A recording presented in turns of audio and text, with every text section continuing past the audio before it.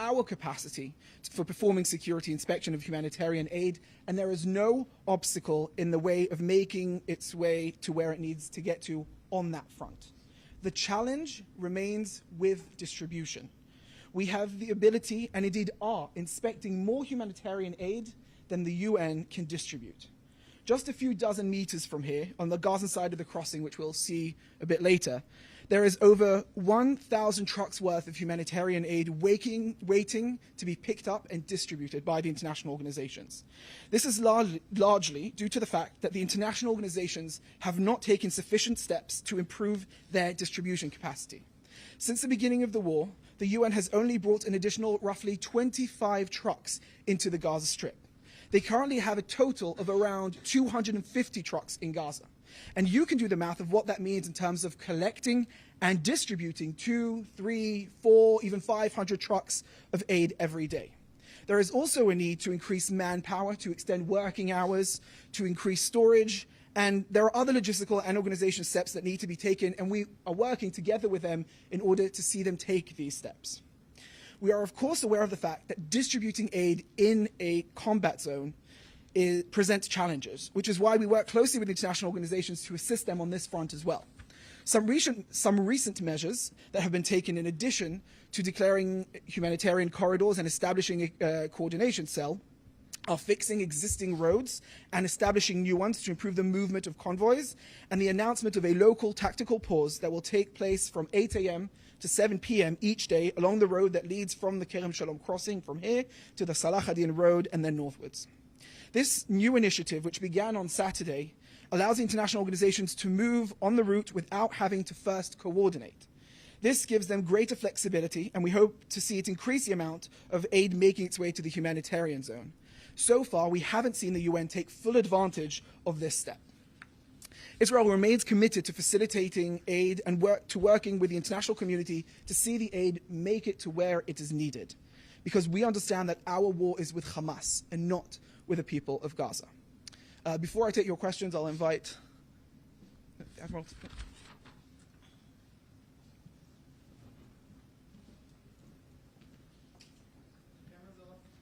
Thank you, Shimon.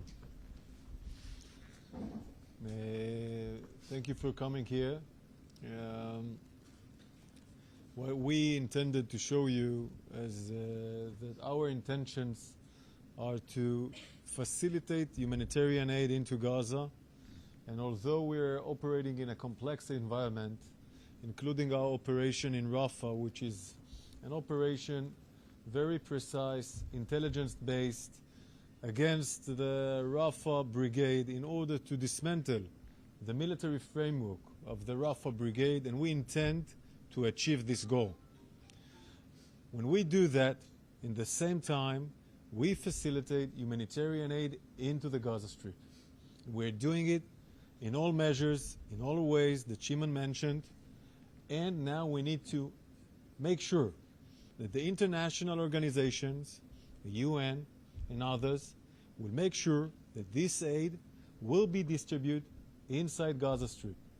In order to do that in a better way, we allowed a tactical pause to make sure that the international organization will understand we are creating a safe pathway.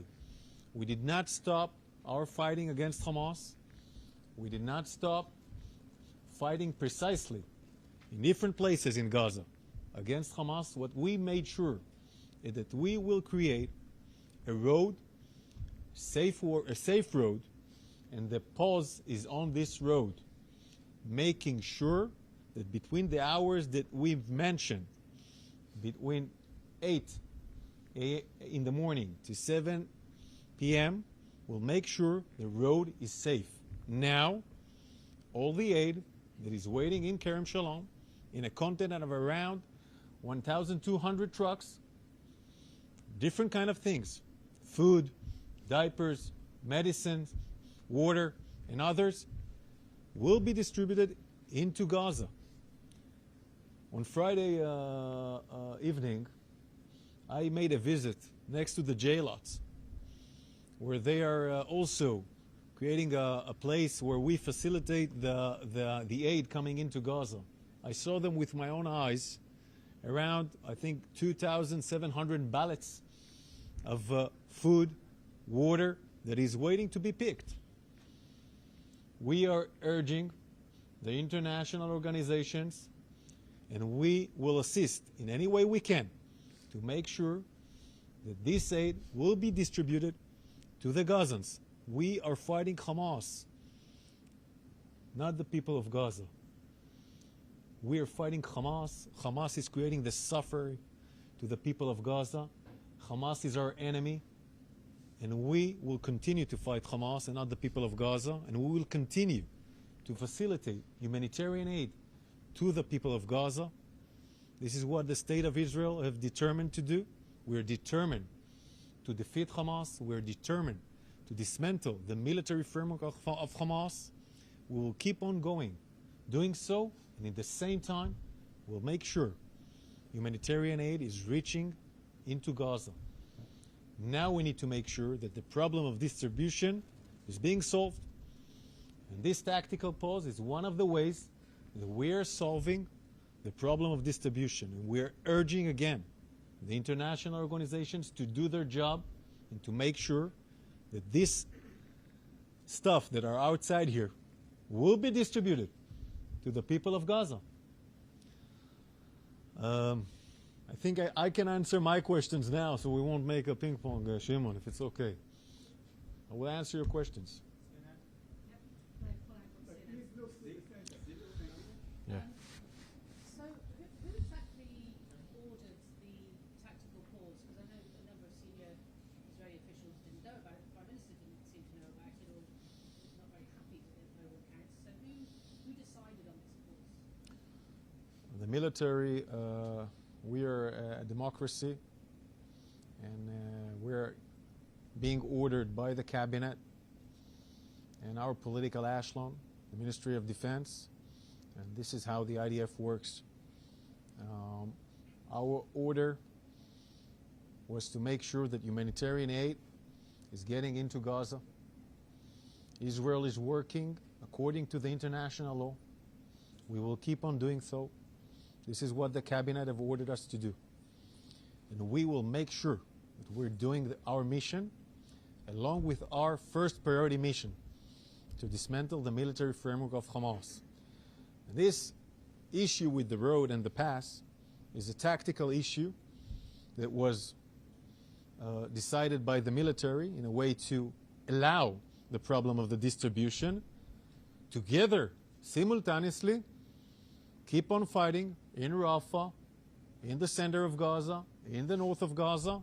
And this is what the military needs to do, to find the way to solve the problems. And we are intending to keep on solving the problems and fighting against Hamas and make sure that we enter humanitarian aid into Gaza, because we're fighting Hamas, not the people of Gaza. So, is there a breakdown in communication between the military and the Prime Minister's office? I think you should ask maybe the political level this question, but I think we need to make sure also when we're talking to you, and this is my responsibility, that we talk in English. We make sure that the media in Israel understands exactly what we're doing, because sometimes when you say a tactical pause, people might think that we're stopping the fighting in Gaza. And I think in that way we should have clarified more better that we are fighting Gaza, we are fighting Rafah, and we created this safe pass in those hours to make sure that the distribution is ongoing. But it doesn't stop us fighting simultaneously in Rafah and other places in Gaza against Hamas, and we should have clarified it better in the Israel media. That's the issue as I see it.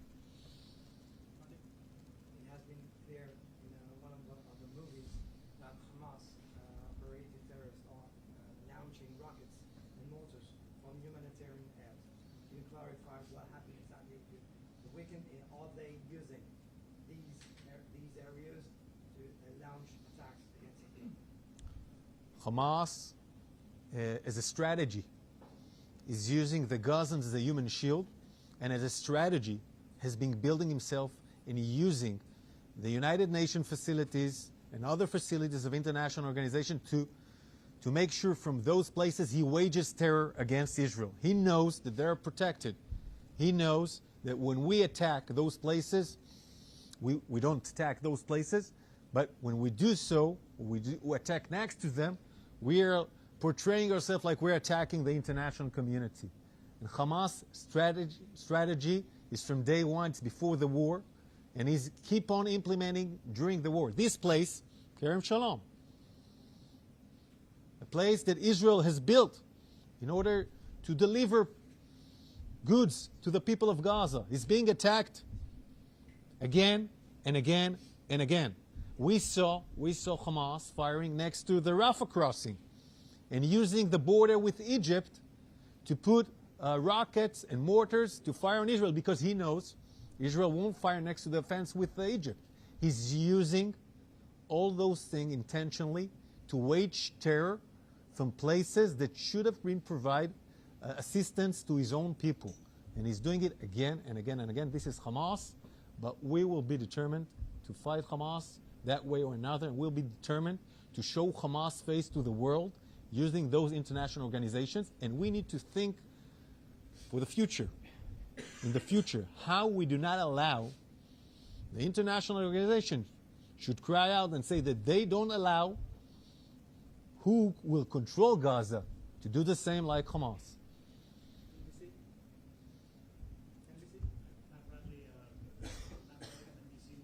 We heard from the Prime Minister's office this morning that Prime Minister Benjamín Netanyahu at first called this unacceptable when he heard about the decision, and then he turned to his officers and they explained it to him, and he changed his mind. Do you know what was said and what changed his mind? What made the Prime Minister get on board with this decision?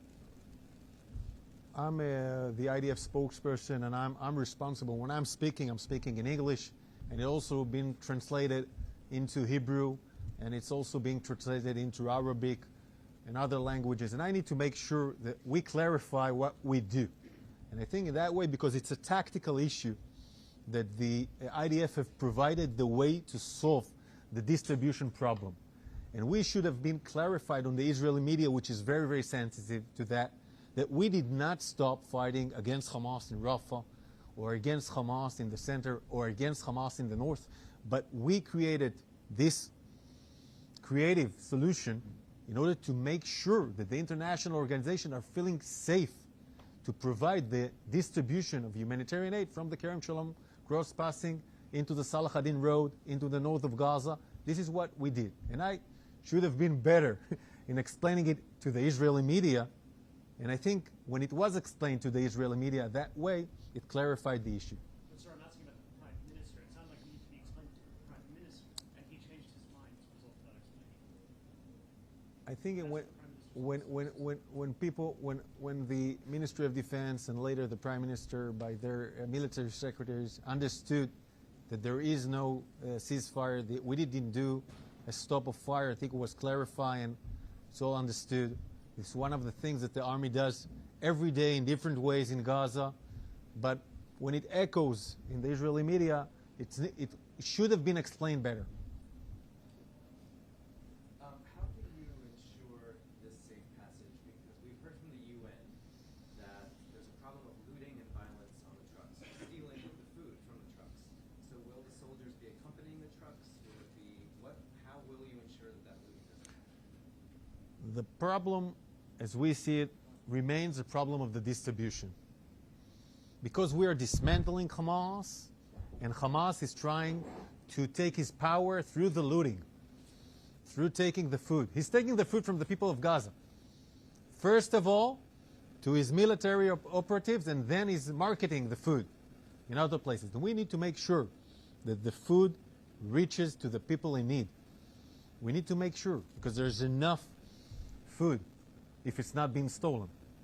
And we're doing it in different ways with the international organization, and we're looking for new ways to do that with the international organizations and the international community. And we need to get better and better and better in order to solve the problem of the distribution. Follow-up question from earlier from CNN. You mentioned your order was to get aid into Gaza. Does the army have just complete autonomy on how to do that? So your plan, you said it was a your idea, you got that order from the cabinet, so you can just decide however to implement it? We have COGAT in the IDF, and COGAT is a military body, but it also has a dual role when it is being built inside the Ministry of Defense. And through COGAT, Israel conducts the entry of aid and relationship with the Palestinians in general, and that issue with the crossing and the international organizations. This is what COGAT is supposed to do, and is doing it daily. And the IDF, through General Rossan Aliyan, is doing it daily. First, if you could give us more tactical details about this pose, how it's concretely going to work. About what? About the tactical pose. And also, second question, we've been in Tarqunia at the checkpoint, and many truck drivers from the West Bank told us that they're not allowed to move their stuff to sell in Gaza to Israel. They said the army does not let us cross Israel to sell in Gaza, which makes the situation in Gaza even worse. Maybe it's a question better for Shimon, because he's more in the deals of Tarqunia and other places. I'm not in the same deal. I'm not saying the same level of deals, and I'm sure that Shimon will provide better answers than me. But in the tactical pause, what we did, but within the Southern Command, we made sure that this road is being monitored, and we made sure that this road won't be in the fire zone, and we made different kind of assurances that the road will be safe for the international organization to take the continent waiting here, around 1,200 trucks, to get inside Gaza and be distributed. So we can bring more to Kerem Shalom, because now there is no place to bring more. It's all like a train.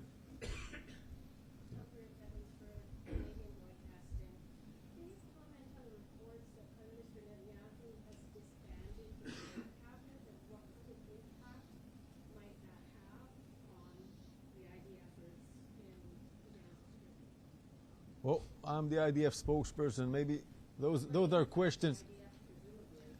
We have a Minister of Defense, and if cabinet members are being changed and the method is being changed, we have the echelon, and we know the chain of command. We're working according to the chain of command. This is a democracy. We will keep on doing so. And if the members of the cabinet are being changed, this is the decision of this democracy, of this cabinet, of this prime minister. And we will keep acting according to the cabinet, according to the law, according to the international law. This is what the IDF did, and will do in the future. Can I just ask one other question about the AIDS situation and the secure route? Is this basically an acknowledgement? I mean, in March, you were saying we are going to flood the Gaza Strip with humanitarian aid. That hasn't happened. Is this basically an acknowledgement that you could have been doing more then, that this is in a sense an acknowledgement that you haven't done all that you could to get aid to the Strip? Well, Margaret? I think the problem is not with the flood. Like, there's stuff waiting outside here. The problem is with the distribution mechanism and the solution when the international community. Because Hamas has been using and embedding in those bodies of UNRWA and other bodies. We saw that military infrastructure being built or next or under those places, using those places as shields. And now we have a problem. Solving this problem, should solve it together. How do we distribute the food without Hamas in the game, taking the food, looting the food, using the food for his military operatives, or selling it in the market in order to make more money? We need to find the solution together. We want to find the solution together with the UN, with the international organization, but we won't have Hamas having the control. We won't have him having the control. He doesn't control now. The Rafah passing was used by Hamas to control Gaza, to enter military gear and stuff inside Gaza. to control the food into Gaza. Now we control this area, and Hamas is losing its control, but we need to find the solution. The problem, again, with the flooding, the problem is the distribution mechanism. We're one side of the solution. We need to find the other partners to the solution, and I'm using your question to urge the UN and the international organizations and other governments and other countries who do a lot for the people of Gaza, not for Hamas, UAE, Egypt, Jordan, other countries from the Gulf. We do a lot for them to urge the solution of the distribution mechanism without Hamas in the game, or minimizing their control of the game. Shimon, please. Thank you very much. Cameras can go back on. I'm happy to take a few questions here, or we can take, if you'd rather ask me afterwards, we can also take them down when we go see the trucks. But if there are questions here, I'm happy to take them. Can you talk more about how you are going to protect the aid routes? You say there's going to be The new tactical... but are there going to be soldiers protecting the trucks, accompanying the trucks? So the idea behind the tactical pause in general is to allow for the UN to collect and distribute more aid. And the way that is going to do that is we're opening this route for them where they can move without needing to coordinate every time, and where there will be military presence along the way. And this will allow them to move more and to distribute additional aid. And we hope to see the UN taking advantage of this additional step that we've taken. Yeah. Other aid groups that are involved in distribution, not just the UN, and you talk about your work with private contractors.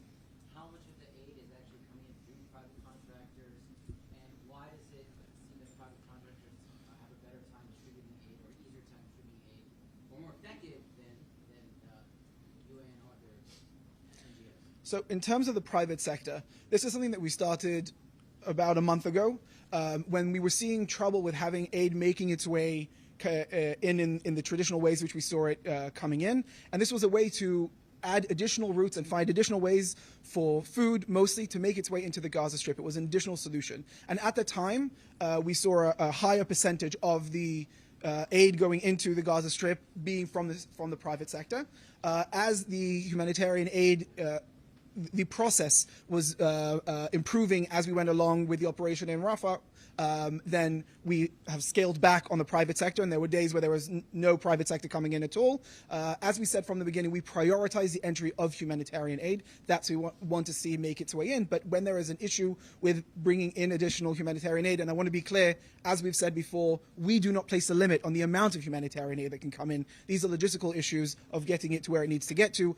That is when we add in the mix of the private sector. So again, this isn't something that is being prioritized, but we have seen the private sector have more success in picking up and collecting its aid, its goods. Yeah. So what can you say? The problem is distribution.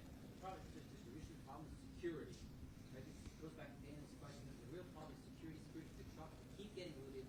We've been in this back and forth between the Israeli military and the UN now for months over who's responsible for guarding the trucks as they go through. Who's going to prevent the looting if there's no police on the ground?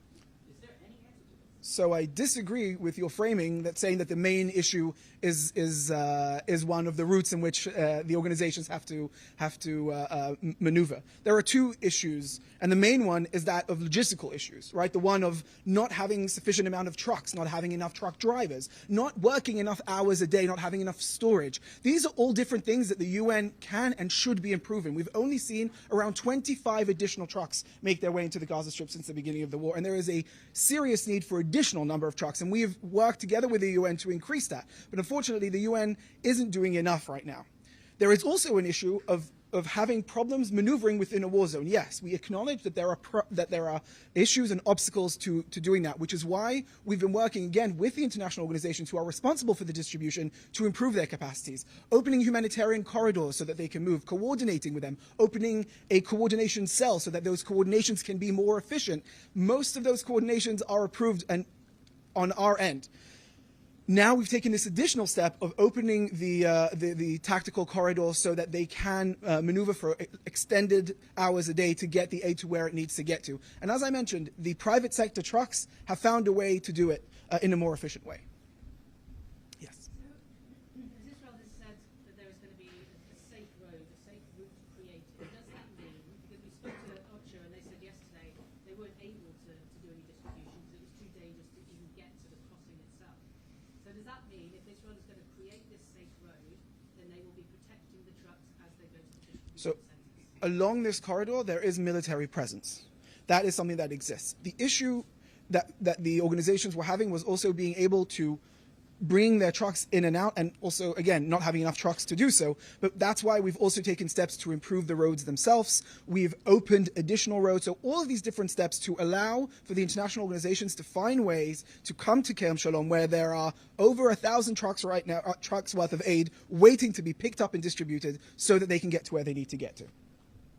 Yeah. Can you be more specific about how y'all cleared these corridors? Do you have bulldozers moving debris from fallen buildings, or do you have a construction crew filling potholes, for example? Can you be more specific? So there were different steps taken for the different routes. Again, some of them have been reconstructed and fixed, and some of them have actually been created to allow for these trucks to make their way. So different steps on different route. But again, our goal here was seeing that the distribution is the issue for the international organizations, is to assist them in different ways. But again, doing these different fixes is not going to change the fact that there are logistical fixes that the UN and different steps that they need to take in order to improve their distribution capabilities.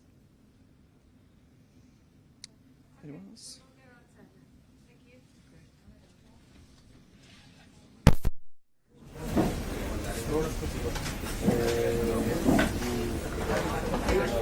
Ja.